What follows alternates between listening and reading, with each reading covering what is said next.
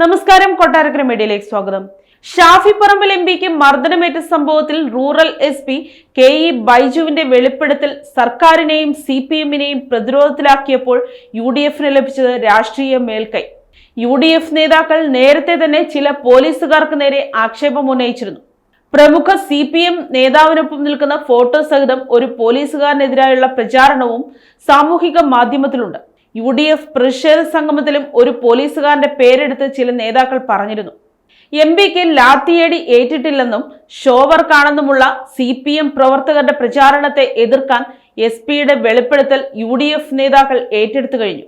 ലാത്തി കൊണ്ടടിച്ചത് ആരാണെന്ന് കണ്ടെത്താൻ SP-യുടെ നേതൃത്വത്തിൽ പോലീസ് വിശദമായ അന്വേഷണത്തിലേക്ക് കടന്നിട്ടുണ്ട്.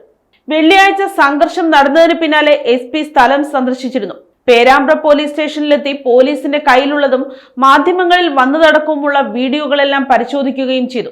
രഹസ്യാന്വേഷണ വിഭാഗമടക്കം സ്ഥലത്തുണ്ടായിരുന്ന പോലീസ് ഉദ്യോഗസ്ഥർ നൽകിയ വിവരങ്ങളും പരിശോധിച്ചു. രഹസ്യാന്വേഷണ വിഭാഗം DYSP തന്നെ സംഭവ ദിവസം മുഴുനീളം സ്ഥലത്തുണ്ടായിരുന്നതാണ്. ഇതിനുശേഷമാണ് ലാത്തി ചാർജിലല്ല MPക്ക് പരിക്കേറ്റതെന്ന ആദ്യ പ്രതികരണം SP നൽകിയത്.